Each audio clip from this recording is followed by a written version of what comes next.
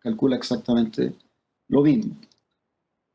Pero las 4 son equivalentes porque estoy calculando el retorno del portafolio. La varianza. La varianza es un portafolio. Para eso necesitaba la matriz de covarianza. Tengo 4 activos, pero mira qué fácil la fórmula de varianza con 4 activos. M-mult sería transponer porque así me queda 1 por 4 por 4 por 4, ahí necesito mi matriz de covarianza, por 4 por 1. Me va a quedar a los extremos 1 por 1. Entonces tengo 1 por 4 por 4 por 4, vamos bien, y luego 4 por 1, vamos bien. Los extremos 1, y por lo tanto, varianza 7,4%. Acuérdense que esos son desviaciones al cuadrado, entonces ese 7,4% es difícil de interpretar, ¿correcto? Al cuadrado. Tomen la raíz de eso, tienen la desviación estándar, ese sí lo pueden interpretar como retorno, acuérdense. Entonces tengo acá un portafolio que en esperanza va a rentar un 3,1% con una desviación estándar del 27,2%.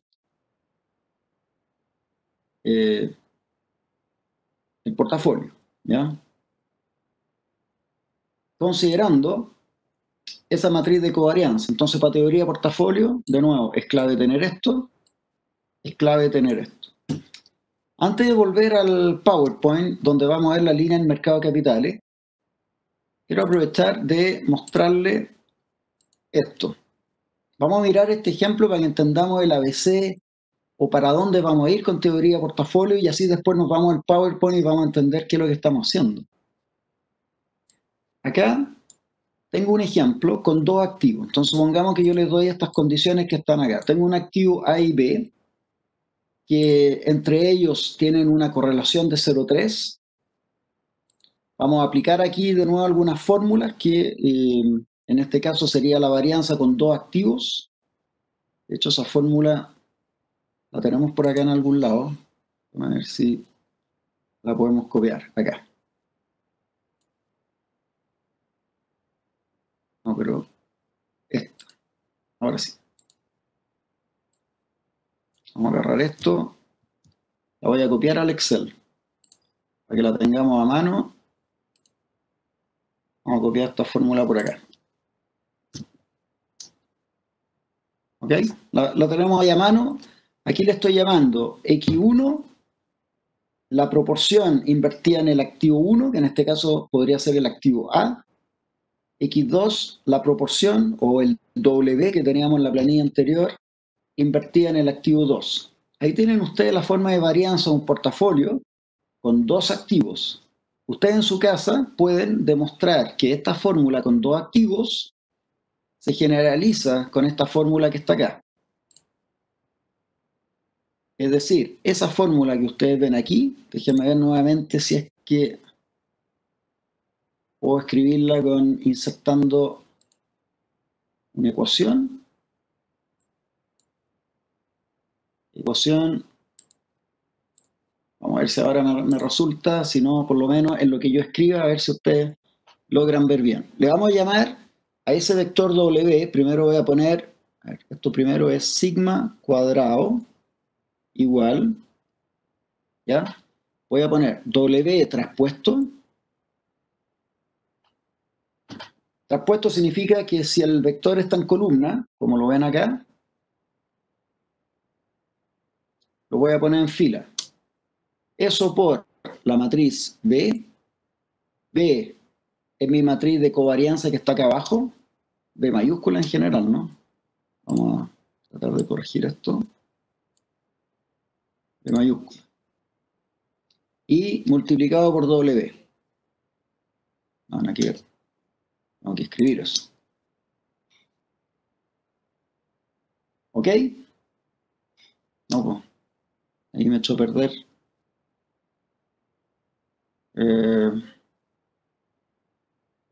Vamos a borrar esto último. Ahí vamos bien. Ahora sí. Insertemos. Eso sería esta fórmula que está acá. ¿Correcto? La tarea para la casa es la siguiente. Como tienen esa varianza calculada acá, que obedece a esta fórmula, que está aquí, ustedes pueden fácilmente demostrar que cuando tienen particularmente dos activos, llegan a esta fórmula que está acá, por multiplicación de matrices. W traspuesto V por W les da exactamente lo mismo que esto. Y esta fórmula es como más fea, ¿no? de verla porque tiene mucha suma. Imagínense con tres activos, porque con tres activos sería la ponderación del primero al cuadrado por la varianza del primero, después el segundo al tercero, después dos veces la covarianza, o sea, dos veces W1, W2 o X1, X2, la covarianza del primero con el segundo, luego lo mismo, la covarianza del primero con el tercero, luego la covarianza del segundo con el tercero, ya te quedan tres términos de estos dando vuelta. Cuatro activos, te queda ya un corcho más o menos grande, entonces por eso que es más fácil calcularlo con multiplicación de matriz, de esta manera. Pero cuando son dos activos, a veces uno prefiere calcularlo directamente de esa forma, o no, van a ver que da lo mismo. Correlación 0,3, desviación estándar de cada una, supongamos que eso, y retorno esperado de cada una. Si ustedes se dan cuenta, este numerito siempre va a ser importante. ¿Cuánto retorno esperado tengo de este activo por unidad de desviación estándar? 2, y el segundo, 20 partido por 10, 2. Por lo tanto, son equivalentes, no hay uno que domine al otro en media y varianza, en el sentido de que no hay uno que tenga más retorno por desviación estándar que el otro. Son iguales. Ahora, ¿eso es importante? No, pero por lo menos constatamos que ninguno de los dos domina, con lo cual deberíamos, en teoría, mirar eso y decir, puede que sea una buena idea combinarlo y a lo mejor el portafolio resultante de la combinación entre los dos me da más retorno por desviación estándar que cada uno de ellos individualmente. Entonces, lo que yo les propongo acá abajo es, aquí está hecho de una forma, carretera si ustedes quieren, y acá está hecho con tabla de datos. ¿Se acuerdan tabla de datos en Excel? Donde yo le voy a poner distintas proporciones invertidas a A, obviamente 1 menos eso es lo que tú tienes invertido en B, y ahí voy poniendo la desviación estándar y el retorno esperado del portafolio resultante. Les voy a mostrar cómo construimos esa tablita. Primero yo le tengo que decir acá cómo se calcula la varianza de un portafolio. Nuevamente, ocupo arbitrariamente, puse 25,75, ¿ok? Anoté acá adicionalmente la matriz de covarianza, entonces tendría esto traspuesto por esto, W traspuesto VW, me da 63,4. Ahí lo estoy calculando con la fórmula de la otra hoja. Alternativamente, ustedes lo pueden calcular con esta fórmula que está acá. Y en el caso del retorno al portafolio, estoy tomando la multiplicación de matrices, que significa esto traspuesto por este vector de retorno. Les puse nombre, ¿eh? A cada una de esas celdas ustedes lo pueden ver en su Excel, que están con nombre. Por eso aparece un W barra y un R barra, son los nombres que vi. Este ratio que vamos a denominar ratio de Sharpe, lo vamos a ver después en el PowerPoint, lo vamos a definir como el retorno menos la tasa libre de riesgo. Esta es la tasa, por lo tanto, de rendimiento de bonos del Banco Central, por ejemplo, que la vamos a considerar libre de riesgo, dividido por la varianza o dividido por la desviación estándar. En cualquiera de esas dos formas es típicamente el ratio de Sharpe. ¿Qué estamos midiendo ahí? Retorno del portafolio en exceso sobre la tasa libre de riesgo por unidad de desviación estándar o por unidad de varianza. Y eso me da 1,6 el portafolio resultante. ¿Ok? Si yo le quito, por ejemplo, la tasa libre de riesgo por un minuto, me da 2,2. Ese compáralo con este. O hagámoslo al revés. Mira, comparemos el otro. Este lo voy a mejorar. Anotemos que esto, en el numerador, es el retorno, menos RF.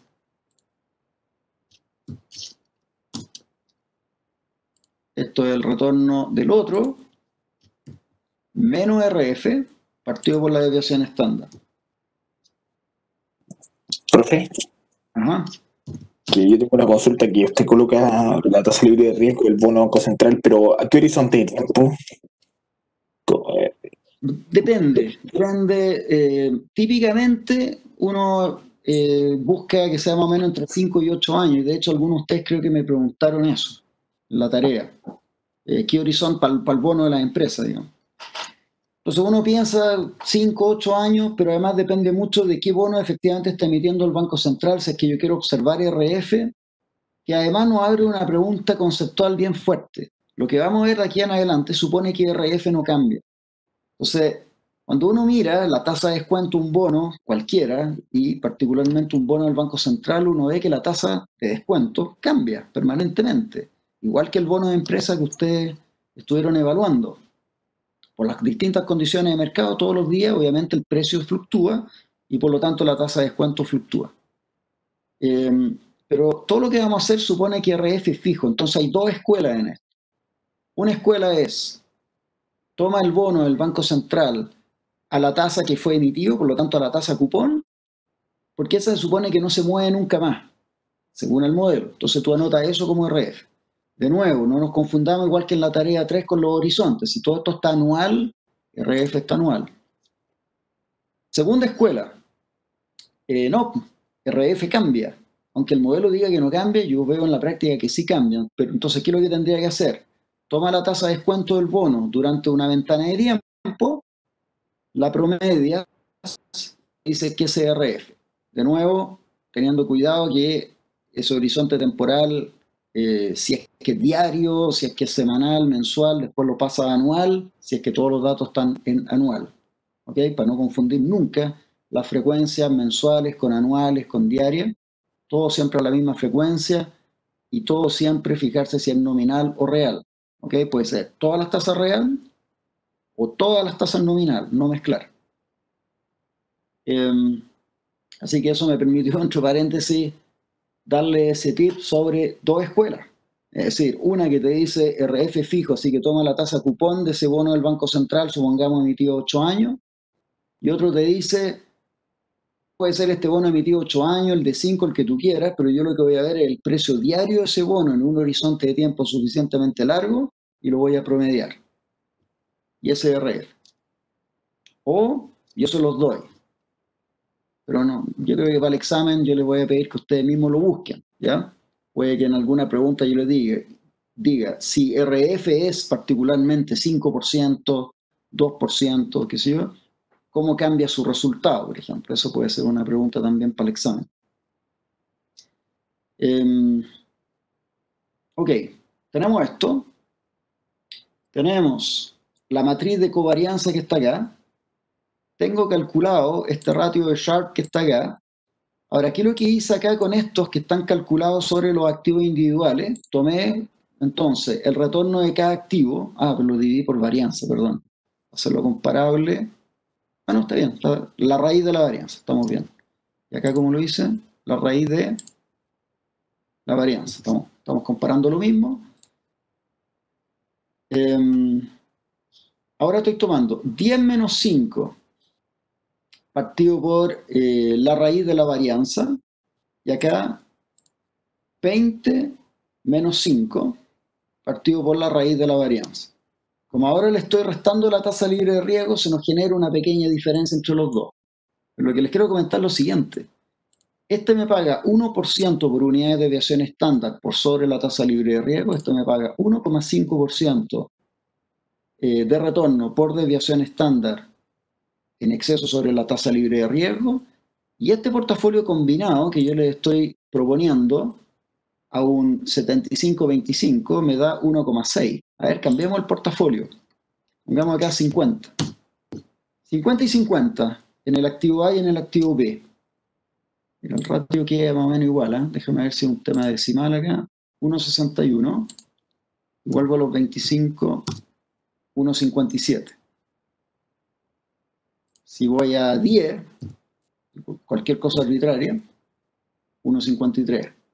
Ahora voy a 90 en A, 1,23. ¿Qué quieren ustedes? ¿Que ese número sea lo máximo posible o lo mínimo posible? ¿Quién me puede comentar eso?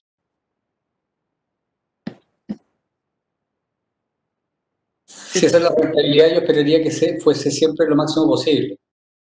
Lo máximo posible. Ese número es crítico. Eso es cuánto retorno te está dando tu portafolio con estas ponderaciones por unidad de riesgo. Por lo tanto, que sea lo máximo posible. Entonces, una alternativa, ¿qué les parece? Maximizar eso. El otro día dijimos, si ustedes van acá a opciones, están con su copia Excel ahí a mano, opciones, complemento, ir, complemento de Excel, ir, tener seleccionado Solver acá. ¿Ok? Yo ya lo tengo. Si ahora nos vamos a datos, aquí está Solver. Entonces lo vamos a seleccionar. Clic en Solver, aparece esta ventanita. Mi experiencia, Solver en Mac funciona más o menos. De repente se queda pegado. Solver en Windows en general funciona súper bien. ¿Ya? Mi experiencia. Yo sé que alguien de ustedes estaba con Mac el otro día. Por si se te queda pegado el computador, no eres el único. En Windows funciona mejor. No le cambien el método de resolución, son distintos algoritmos de resolución que tiene para llegar a optimizar, porque normalmente va probando valores, tal cual yo lo hice. Yo agarré el ratio de Sharpe, fui cambiando las ponderaciones, vi que iba aumentando, luego empezó a disminuir, me devuelvo hasta que llegó al máximo. Distintos métodos para hacer eso. Bien, Solver me dice, establecer objetivo, la celda E4, esa, que sea lo máximo posible, cambiando la celda J2, cambiando cuánto tengo invertido en el portafolio A. Sujeto a restricciones. Si yo le pongo cambiar, van a ver mi restricción. Dice, referencia de celda, esa celda que está acá, no se las mostré, pero esta lo que hace es que suma estos dos valores. La suma tiene que dar 1. Entonces, por lo tanto, tengo que decirle suma igual 1 y acepta. ¿Ok? Le llamé a eso, a esa celda le llamé suma. Entonces, por eso dice suma igual 1. Importante. A ver, queremos restringir que lo que yo tenga invertido en un activo o en otro pueda o no pueda ser negativo. Ya vamos a discutir sobre eso. Son ventas cortas, posiciones cortas en un activo. Si lo quiero restringir a que sean solo posiciones largas, es decir, siempre voy con números positivos invertidos en uno u otro activo, tiene dos formas. Le agrega la restricción acá adicional. Por ejemplo, podríamos agregar. Tendríamos que decir que esas dos celdas tendrían que ser mayor o igual a 0. A esas dos celdas yo le llamé W barra. Ya entonces me está diciendo W barra mayor o igual a 0. ¿Qué significa que un vector sea positivo o mayor o igual a 0? Que los elementos del vector son todos mayor o igual a 0 en este caso. La otra alternativa, voy a eliminar esa. La otra alternativa, si es que yo quisiera restringir a que estos valores sean siempre positivos, es que hagan un clic en esa casilla de acá. Convertir variables sin restricciones no negativas. ¿Ok? Dos alternativas. Poner las dos es como redundante. Pero yo no voy a restringir ninguna. Podrían dar valores negativos. Lo que quiero es que maximice esto. Resolver. Resolver. Va a encontrar la solución, si es que la encuentra, y ahí te da varias alternativas. Conserva la solución, restaura los valores originales, yo le digo, conserve. Esta solución, invertir 47,83 en A y 52,17 en B, maximiza ese ratio. Si lo llevan a más decimales, se van a dar cuenta que ese es el valor máximo. ¿Ya? Lo hemos resuelto con Excel, con Solver. Es decir, Si tienen dos activos con ese comportamiento, ustedes fueron capaces de construir esta tablita, díganle a Excel cómo se calcula el retorno y la varianza del portafolio. Quieren maximizar este ratio, retorno por sobre RF respecto a la desviación estándar. Solver, resuelven y están listos. Ahora, para hacer el gráfico que ustedes ven acá, yo les propuse acá hacer una tabla de datos. De hecho, la voy a borrar. ¿Ok? No se preocupen porque el gráfico está tomando los datos de acá al lado, que es básicamente lo mismo, pero yo les voy a mostrar cómo hacer esto con tabla de datos, que es más fácil. Acá arriba le vamos a anotar a Excel cómo se calcula la desviación estándar, que es lo que ponga en una columna, que es lo que quiero que ponga ahí, y cómo se calcula el retorno esperado, que es lo que quiero que ponga en esta columna. Seleccionamos la tabla, y lo que voy a hacer acá es saltar de 5 en 5%, posiciones largas, invertida en A, donde obviamente lo que está invertido en B es 1 menos eso. Seleccionen la tabla, vamos a análisis hipótesis, tabla de datos. Me pregunta, ¿qué es esto que está acá en la columna? Tengo que ir entonces a columna y decirle que eso que está acá en la celda J2 es cuánto invertir en A. Y ahora Excel sabe cómo llenar la tabla porque sabe cómo se calcula sigma, esa columna, el portafolio, y cómo se calcula el retorno esperado. Y ahí tengo, si ustedes se dan cuenta, tengo esta columna que está, esta columna que está acá, no, a ver, sí, era esta acá. Esa columna con esta columna, o sea, estas dos. Acá está calculado, método carretero, la varianza que ustedes ven acá calculada, está usando esta fórmula, pero ustedes pueden ver que era mucho más rápido lo que acabo de hacer. Y ahí tienen la tabla de datos, distintos portafolios, proporciones invertidas en A, qué desviación estándar, qué retorno esperado obtienes de eso. Aquí estamos en 47,83 en el óptimo, estamos más o menos entre este y este. ¿Correcto? Estamos justo ahí al medio. Entonces, si tú te das cuenta, sería un portafolio que más o menos me va a dar un retorno esperado de 15, 45, 50, de 15, algo. Y yo miro acá y da 15,2. ¿Ok? Porque aquí obviamente estos números cambiaron, dado que cambié esto. Así que ahí tengo tu portafolio con mayor retorno esperado o, si tú quieres, mayor retorno en relación a la varianza. Y ese es el ratio que está acá, que está maximizado. Miren ahora el grafiquito acá a la derecha. Profesor, ¿Sí? ¿podría repetir cómo completo esa tabla nuevamente? Tabla de datos. Esto te salva la vida, ¿eh? Es súper rápido. Sí, segundo la opción. ¿Cómo? Nosotros lo hicimos, pero carreteramente. Te demoran más que algunos segundos.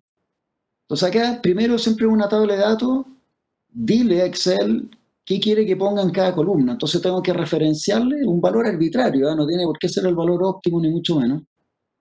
Un valor cualquiera, pero quiere saber cómo se calcula los datos que tiene que anotar en esta columna. Entonces, yo acá le referencié esta celda de acá. Después te pregunta qué quieres poner en esta columna. Entonces tengo que darle acá en el encabezado. Sabe que aquí está mi fórmula. Y mi fórmula acá es esto traspuesto multiplicado por esto. Entonces ahora Excel sabe lo que tiene que anotar acá. Porque conoce la fórmula. Pero supone que la fórmula que yo le voy a dar acá, esta, depende, para poder llegar a ese valor, de lo que yo le voy a anotar en esta columna. Y lo que voy a anotar en esta columna es cuál es la proporción invertida en el portafolio A, cuánto en el portafolio B. Todavía no sabe lo que es esta columna.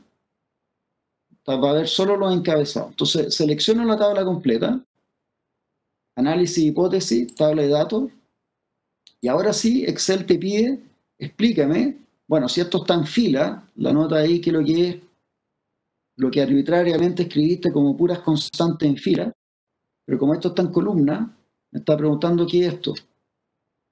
¿Qué es esto acá que está? Tú me anotaste un número acá, dice Excel. ¿Qué tengo que hacer con esto? Entonces en columna yo le tengo que decir, ese número que yo te estoy anotando acá es cuánto voy a invertir en el portafolio A.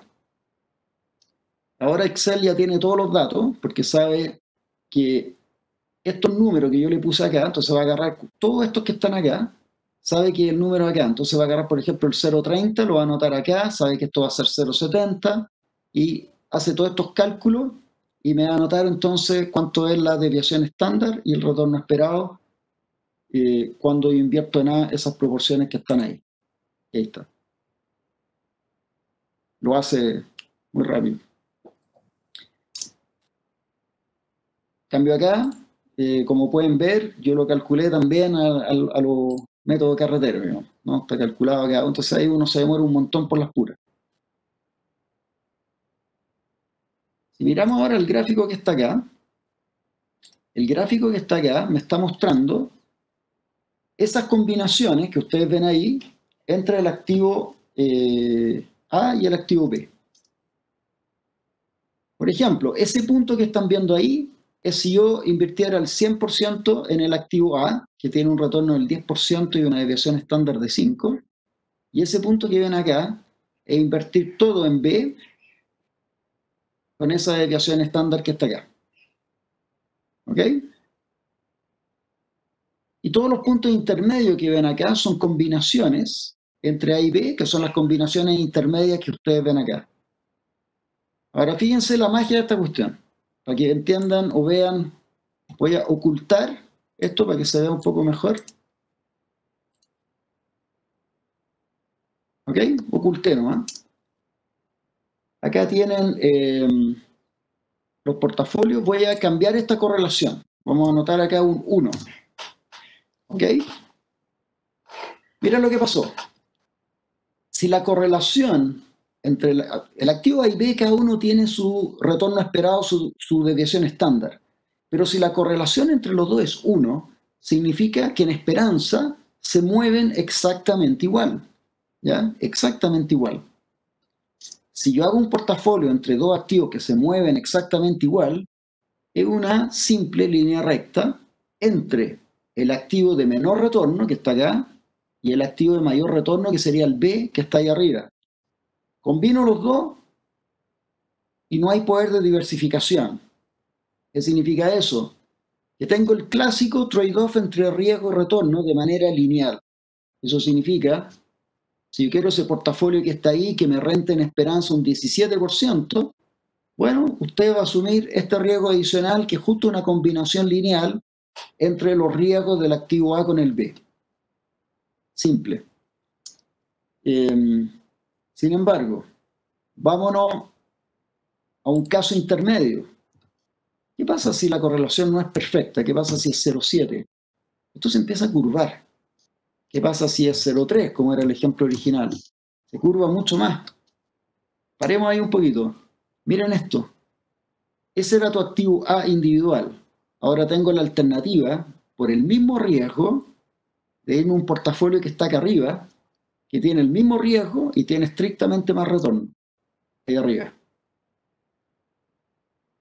Eso es poder de diversificación. Si yo combino dos activos imperfectamente correlacionados, tengo poder de diversificación. ¿Qué pasa si ¿Profesor, una consulta? ¿Sí? Lo que pasa es que me perdí un poco, y perdón por devolverme, en el coeficiente Sharpe y conceptualmente qué significa y cómo se diferencia con la esperanza del retorno. Lo que pasa es que ahí estoy midiendo retorno en exceso sobre la tasa libre de riesgo, pero retorno. Por último, la tasa libre de riesgo puede suponer que es 0, no pasa nada. Pero es retorno por riesgo. Retorno comparado con el riesgo. Que es distinto a medir retorno solo. Nunca en su vida profesional compren activos financieros mirando solo el retorno. Siempre retorno por riesgo, a lo menos. Y eso es básicamente lo que te plantea este ratio de acá. Este es importante. Porque ahí yo estoy mirando un portafolio y estoy viendo cuánto retorno me está dando por unidad de riesgo. No simplemente cuánto retorno me está dando. Perfecto, gracias, profe. Súper. Ayer yo conversaba con una persona justamente que trabaja en el ámbito inmobiliario. Entonces, me hablaba de un fondo inmobiliario súper interesante, ahí como bien creativo y todo. Y me dice, oye, esto está rentando, me dice, un 15% anual. Y la pregunta inmediata que ustedes tienen que hacer siempre, ¿no? ¿Pero a qué riesgo? ¿Cómo mide el riesgo detrás de eso? Ah, sí, no, bueno, sí, el riesgo, pero el riesgo que está en todos los activos, hay riesgo. Sí, porque todos los activos tienen riesgo distinto, ¿no? Entonces, ¿cuál es el riesgo de este? Para saber si ese 15% es bueno o es malo. Porque si es 15% con un riesgo tremendo, podrías compararlo con un bono libre de riesgo que te puede rentar 5% y a lo mejor todos nosotros vamos a decir, prefiero el bono del 5%, pero ¿cómo? ¿Vas a dejar pasar una esperanza de 15? Sí, porque ese 15 se me puede transformar en menos 50 o más 60, en esperanza es 15. En cambio, a lo mejor, si tú me aseguras 5, yo voy por los 5. Entonces, lo que uno compara es esto, retorno por riesgo, no retorno solo. Bueno, y justamente cuando, fíjense lo que pasó ahora, llevé la correlación a 0, no pasa nada con el 0, excepto que si dos activos financieros son independientes entre sí, entonces su correlación va a ser 0. Si la correlación entre dos activos es 0, eso no implica que los dos activos sean independientes. Ojo con eso. Pero que la correlación sea 0, además de eso, aún si yo te dijera que los activos son independientes, no es muy especial ese punto en relación a lo que es mi grafiquito. Es un punto más, que es tan válido como este. ¿Ok? Si se veía, no es mucho lo que cambia mi gráfico. Lo importante sí es que en la medida en que la correlación esté cercana a 0, el poder de diversificación es notoriamente mayor que cuando la correlación es más cercana a 1. ¿Y qué pasa si nos vamos a los números negativos? Se acentúa el efecto. Menos 0,5, por ejemplo, se va a curvar aún más, mira, bastante más. ¿Qué pasa acá? Estos portafolios que están acá son dominados en media y varianza por los portafolios que están acá arriba. Si yo tomo, por ejemplo, ese portafolio, que de nuevo era el activo, toda mi plata, todo invertido en el activo A, pero sería torpe porque yo podría construir el portafolio que está acá arriba, invirtiendo, en este caso al 16, 17, sería prácticamente un 35% en A y un 65% en B, y llegar al portafolio que está acá arriba, que tiene la misma desviación estándar, por lo tanto el mismo riesgo, y tiene estrictamente más retorno esperado. Ahí sería una torpeza quedarme en este punto. Pero eso me lleva a una segunda reflexión, que es error común de la gente. Si hay un portafolio acá arriba que es mejor que el activo A, en términos de más retorno por riesgo, entonces el activo A es inútil en esta historia. ¿Para qué quiero el activo A? Eliminemos el activo A. Error.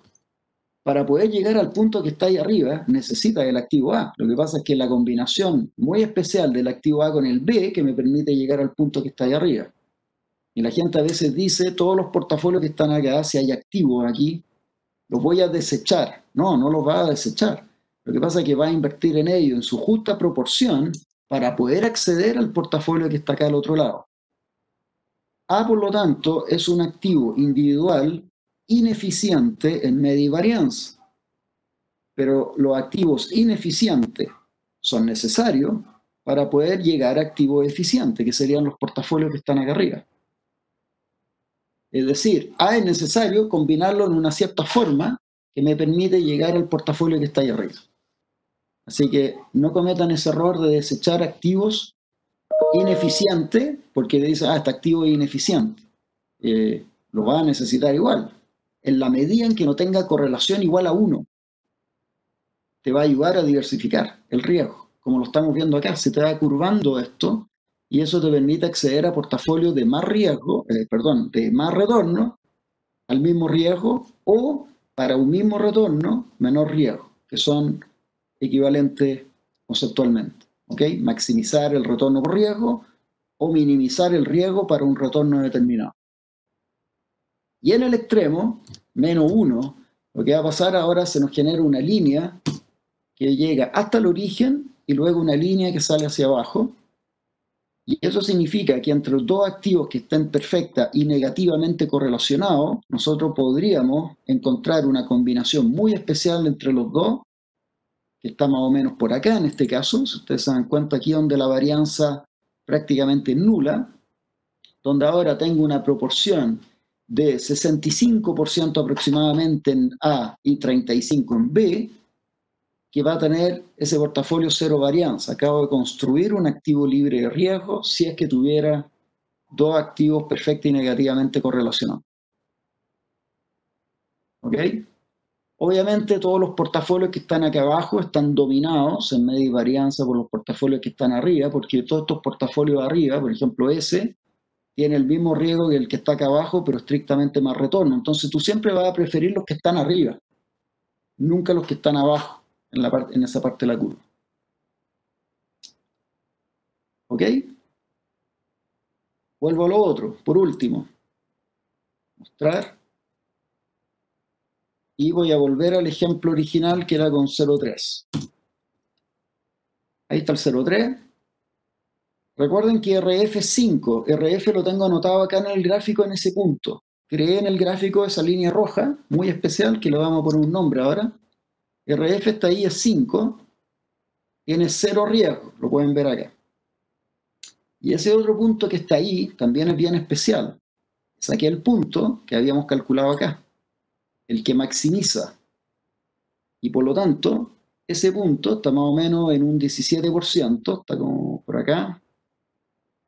¿Estoy bien o no? 16 más o menos. 16, por acá estoy. Bueno, lo que habíamos dicho, ¿no? El 15. ¿Por qué estoy tan arriba ahí de todo esto?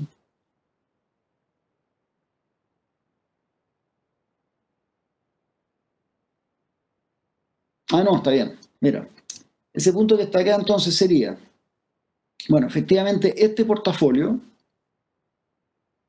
con esos datos, con esos valores, combinados con RF, que está acá, y esa va a ser la línea del mercado de capitales.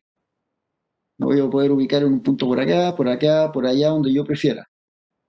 Entre estos distintos puntos rojos, esa va a ser la línea del mercado de capitales. Ya, vámonos ahora sí al PowerPoint en el rato que queda. ¿Qué pasó en todo esto? ¿Ok? Veamos lo conceptual ahora en estas láminas que vienen acá.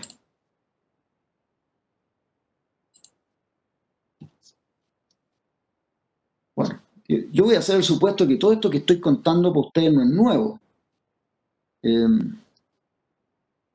Ya, hay una pregunta acá. No me queda clara la interpretación de un peso negativo. Ah, sí, teníamos pendiente esa idea de lo que es una posición corta. ¿Se acuerdan que habíamos hablado el otro día de venta corta? ¿Sí? Lo mencionamos, ¿correcto?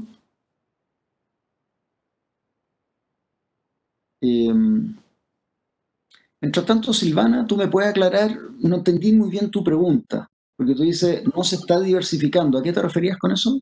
No, profesor, no era pregunta, era comentario cuando usted colocó la correlación 1. Entonces, ahí no se está diversificando. Puedes diversificar, pero no tienes poder de diversificación. Es decir, no te genera ninguna ventaja en términos de poder acceder a un portafolio mejor que cualquiera de los activos individuales, considerando la media y la varianza, diversificando entre ellos. Por eso nos queda una línea recta, que es el caso más fome. En otras palabras, si acá yo digo 1, entonces es una combinación lineal simplemente entre los dos. Así que puedo diversificar, pero no hay ninguna ventaja en la diversificación en términos de riesgo-retorno.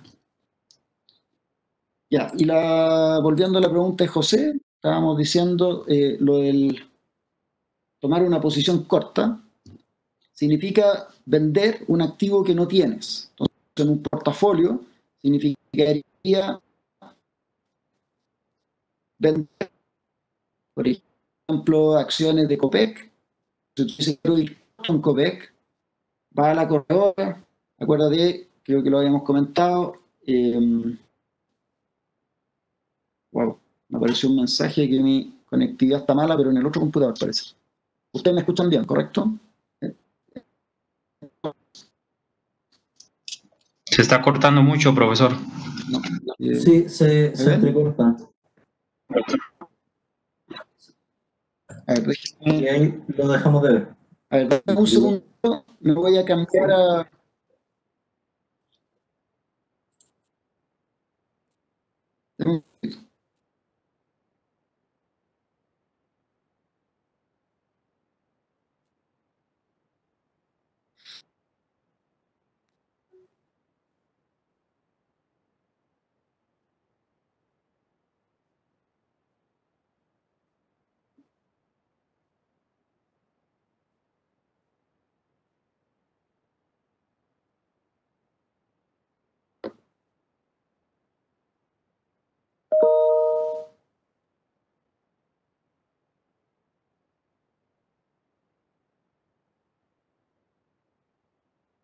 No sé si me están escuchando un poco, estoy tratando de cambiarme a la red celular ahora.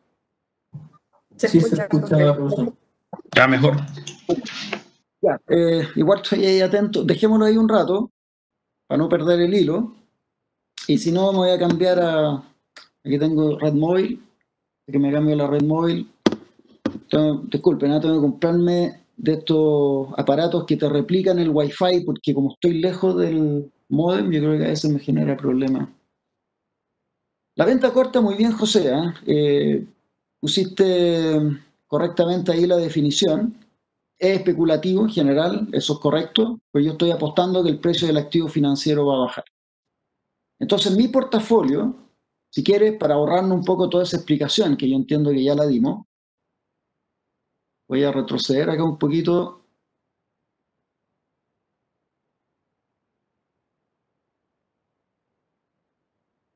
Acá. Si yo tengo un portafolio, tal cual lo explicamos en el Excel hace un rato, mira este. Aquí yo estoy largo en el activo 1, estoy corto en el activo 2, tengo una posición 0 en el activo 3 y estoy largo en el activo 4. Ese es un portafolio donde no está restringida la venta corta. Cuando yo saco los pesos relativos de cada uno, me aparece X2, por ejemplo, o W2, como menos 12,5%. Pero si tú te fijas, estos números igual suman 1. Lo que eso te permite en un portafolio es, por ejemplo, tener el activo 4 con una proporción 62,5%, gracias a que me fui corto en el activo 2. Entonces tú puedes tomar una posición larga mayor en un activo yendo corto en otro activo. Este inversionista, por supuesto que si es que ese es su portafolio, piensa que el activo 1 debiera tener retorno esperado positivo, el 2 negativo, el 3 parece que no le interesa y el 4 positivo. ¿Ok? Por lo mismo que José escribió ahí. Profesor, le replanteo porque la confusión se me generó por el hecho de que lo que veíamos en la pantalla de Excel eran los pesos relativos que yo invertía en cada activo que formaba el portafolio. Entonces, esa participación negativa, ahora la entiendo que es más bien el monto que yo quiero invertir y no el peso de participación del activo. Es que las dos cosas son equivalentes, porque, por ejemplo, el monto que quieres invertir, en este caso, ¿cuánto sería? Si tú tienes, por ejemplo, 1 millón de pesos, espérate que formato incorrecto acá. Ya, ahí tengo 1 millón de pesos a invertir. Lo vamos a correr para arriba. ¿Cuánto invertiría en el primero? Tu millón multiplicado por esto. 478.261. Y 1 millón por 52. Tenemos el formato. 521.739. O sea, obviamente si tienes los pesos relativos, cualquiera de los que están acá, dame un monto y obviamente va a calcular cuánto invertir en monto en cada uno de los activos. Lo que ahí estamos viendo es que lo que me conviene para maximizar ese valor que está ahí es tener este portafolio, y ese portafolio, si tengo 1 millón de pesos, significa que esas son las proporciones a invertir en cada uno. Pero ¿y Con lo si cual, son negativos? una ganancia. Profesor, Ya, y si es negativo, Si es negativo, yo pongo acá, por ejemplo, menos 0,2. Eso significa, no, perdón, menos 20%, quise decir. Significa que tengo la oportunidad ahora de ir largo en el activo B en 120%. Y quedo entonces apalancado en el activo B. ¿Puedo hacer eso? Eso, sí, eso significa en la práctica, no sé cómo es en la práctica, pero en la práctica es que, siguiendo este ejemplo, ¿cómo gasto menos 200.000? O sea, es por transar con un activo que no me genera inversión de capital, o sea, no saco del millón esos 200, eso es lo que estamos diciendo. Porque Pero yo creo que eso es lo que pregunta el compañero, o sea, en la práctica, ¿cómo se transforma ese millón en menos 200.000? muy fácil, mira. Pongamos, pero me obliga a poner un ejemplo un poco más largo, ¿no? Entonces vamos a suponer, ya, yo sé que estos son los montos, supongamos que eso fuera óptimo hacer, ¿ya? Porque aquí claramente eso no es óptimo, claramente. Supongamos que lo fuera. Es más, este portafolio que tú ves acá, aquí, mira. Está ahí. Ahí está, ¿ya? En mi gráfico. Y eso es subóptimo, ¿ya? No lo haga, en este caso. Pero supongamos que ese fuera un portafolio óptimo. Entonces lo que vamos a hacer es primero calcular y decir, ok, tengo que ir negativo en 200.000, porque tengo 1.000.000.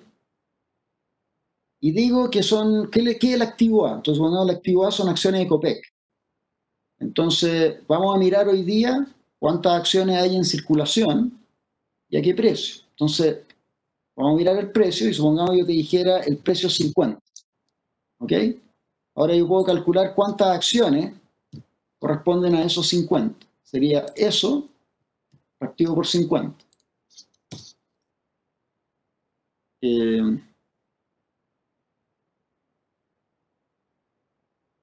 Ahí.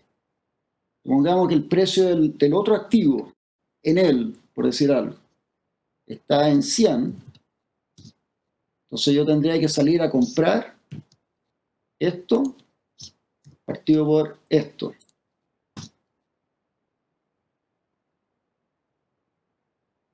12.000 acciones. Así que voy a la corredora de bolsa y coloco una orden de compra por 12.000 acciones a 100 pesos de Enel o el activo B, y en la corredora de bolsa digo venda corto 4.000 acciones de Copec, dado que el precio es 50.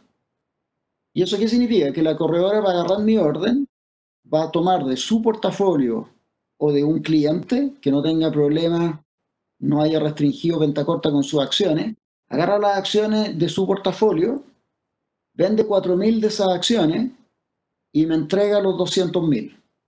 Y tú los tienes en caja.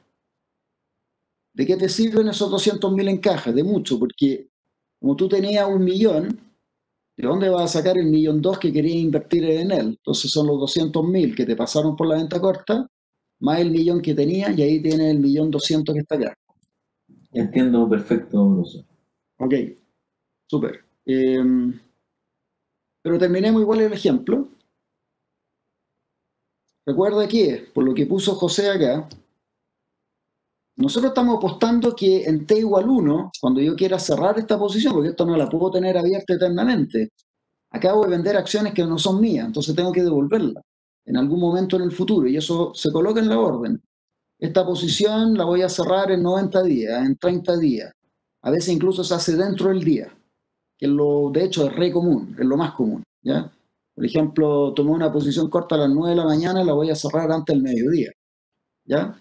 Porque si no, el riesgo, a medida que pasa el tiempo, el riesgo es mayor, digamos. Entonces a veces uno quiere hacer la pasada porque yo parto y veo que esta acción subió a las primeras horas de la mañana, hago venta corta con esa acción y después cierro mi posición 3 transacciones más tarde, ¿no?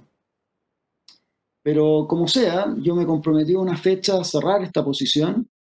Eso significa que tengo que salir al mercado a comprar 4.000 acciones al precio que estén para poder devolverlo. Por eso que yo estoy apostando que el precio va a bajar, porque así tengo que salir a comprar acciones a menos que 50 y me gano la diferencia. Pero como conformación de portafolio, este Esto es lo que tendrías que hacer. Salir a vender 4.000 acciones que no son tuyas, véndelas, y compra 12.000 acciones del otro activo. Eso sería técnicamente lo que estaba haciendo. Entonces acá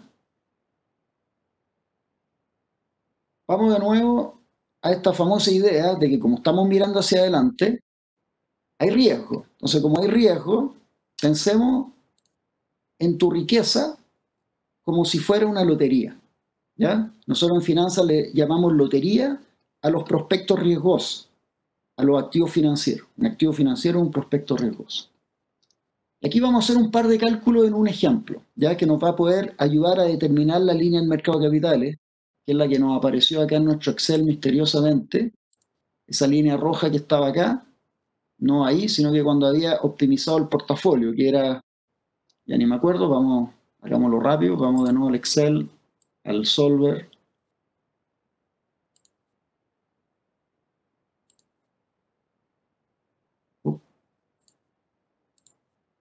Quedó pegado.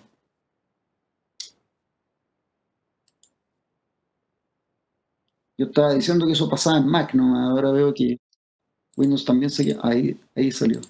Ahora sí. A ver. Solver. La E4 cambiando la J2. Resuelvo.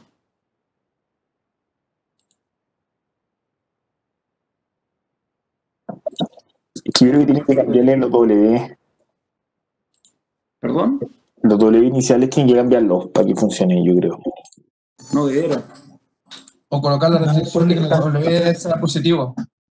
Le faltó esa restricción de que sea positivo. O sea, eso sí, pues, tienes razón.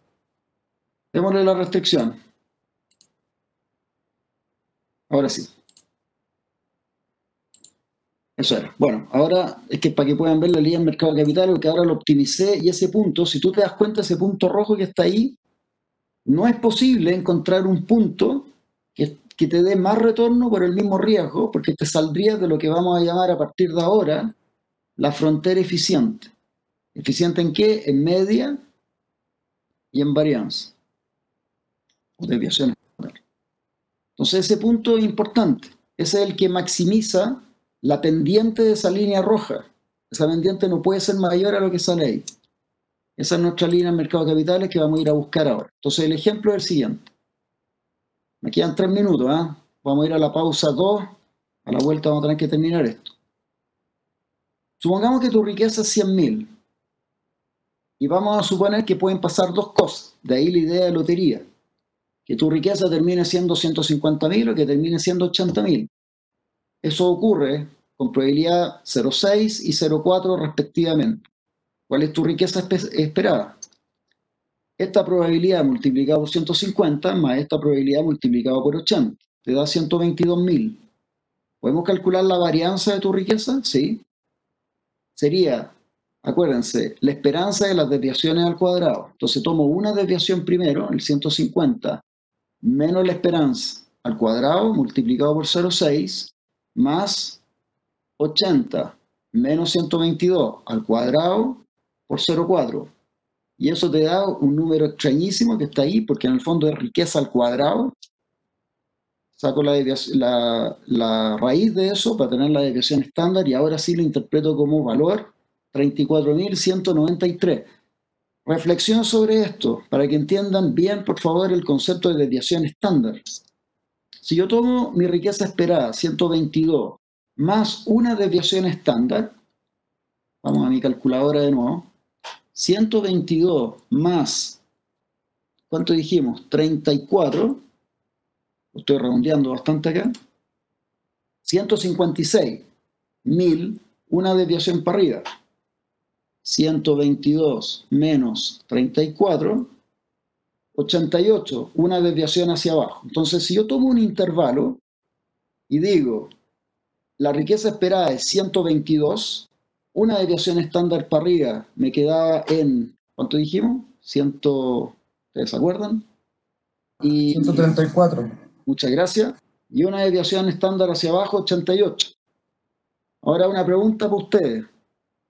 Sí, gracias Silvana. ¿En cuál de estos dos eventos que ustedes ven acá, tu riqueza va a ser el esperado, 122? ¿En qué escenario se va a dar 122? ¿Respuesta? ¿O te voy a mejorar la pregunta? ¿Con qué probabilidad va a obtener en el futuro 122.000?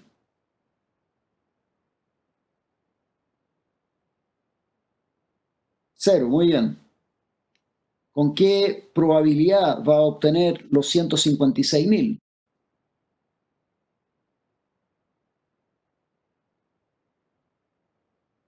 Cero. ¿Con qué probabilidad va a obtener 88.000? Que era una desviación para abajo.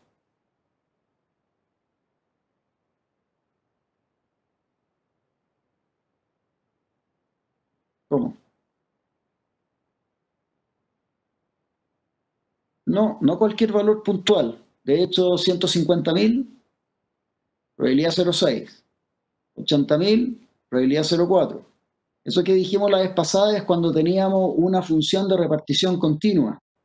Esto no es continuo, esto es discreto.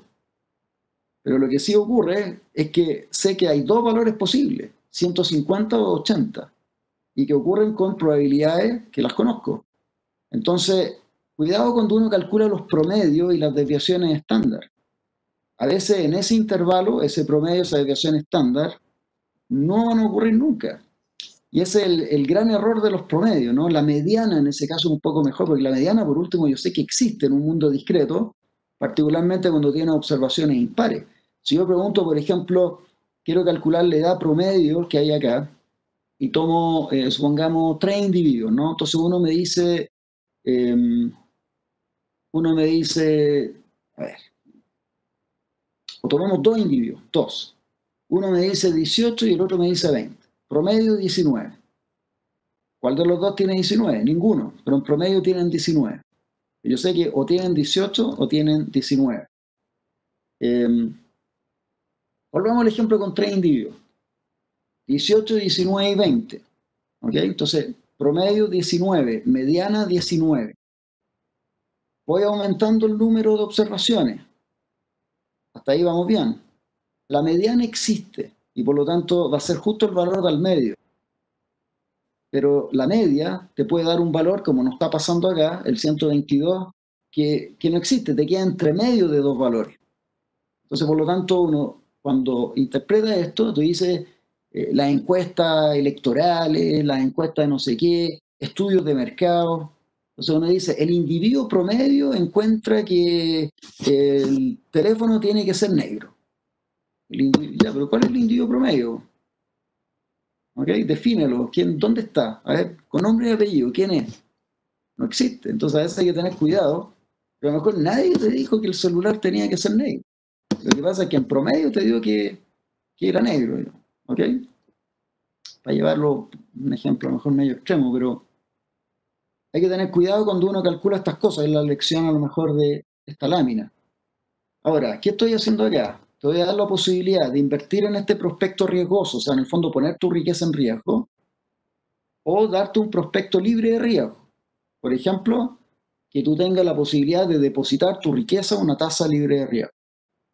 En el primer caso, si tú te das cuenta, son los mismos cálculos anteriores, pero expresados en beneficio, no en riqueza total. Entonces yo podría pensar que tu beneficio es 50.000 en el primer caso con probabilidad 0,6 o menos 20.000 con probabilidad 0,4.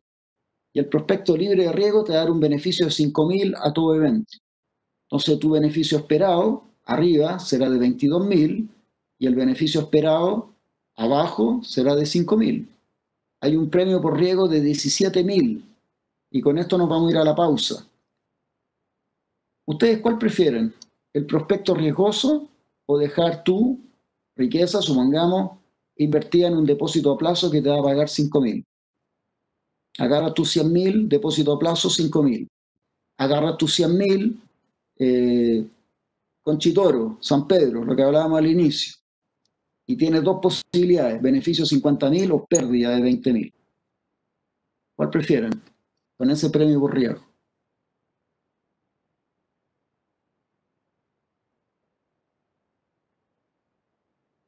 Completitud de las preferencias. Primer axioma de la utilidad clásico. Los individuos saben decir si prefieren uno al otro. No se quedan mudos. Ya, Tomás me dice ya, una combinación de los dos. Ya, bien, bien. Estás tratando de aplicar lo que estábamos diciendo hace un rato. Pero si yo te tuviera que decir, así que te voy a mejorar la pregunta, toda tu riqueza invertida en uno o el otro, ¿cuál eliges? Claudia, estás con el 85% de la gente, no te preocupes. Y la mayoría de los inversionistas son aversos al riesgo. Depende, profesor, depende si uno es averso al riesgo, neutral, etc. Usted, yo te digo, la mayoría de los inversionistas, de hecho, son aversos al riesgo, al revés de lo que la gente cree. Claro. ¿Cuál eligen? No, pero digan algo. Yo voy por el prospecto riesgoso, pero no sé ustedes. Neutral al riesgo por el prospecto riesgoso. Pero, bueno, la pregunta era qué es lo que eligen ustedes. Lo que tú estás tratando de decir, Cristóbal, le estás poniendo en caso un individuo neutral, averso o amante. Está bien. Ahí te adelanto un poquito a las conclusiones. Pero la idea era saber un poco qué les parece este premio por riesgo. Lo que pasa es que es bastante elevado. O sea, 17.000 es un premio por riesgo importante. Muchos aversos al riesgo dentro de la sala, yo creo que hubieran estado conmigo de elegir esto. 40% de probabilidad de pérdida de 20.000. Es alta. Es alta la probabilidad de pérdida. Pero si tú te fijas en premio por riesgo, compensa. El premio por riesgo compensa harto. Es decir, si se llega a dar el 60%, va a quedar con un beneficio de 50.000, que entendamos que es 10 veces 5.000. Y esos son individuos aversos al riesgo, que en un juego como este van a decir, voy por el prospecto riesgoso. Y otros no, que tienen un nivel de aversión al riesgo mayor en ese caso. A ver, vamos a la segunda pausa. Nos vemos de vuelta a las 12.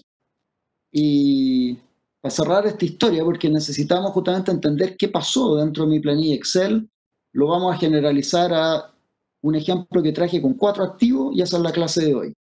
Próximo viernes que nos encontremos, para que después vayan estudiando, ahí vamos a ver KPM y sus extensiones. Yo ya les subí ese juego de lámina, le pueden ir pegando una mirada a eso y la bibliografía está en el programa. Nos vemos a las 12 para cerrar teoría de portafolio.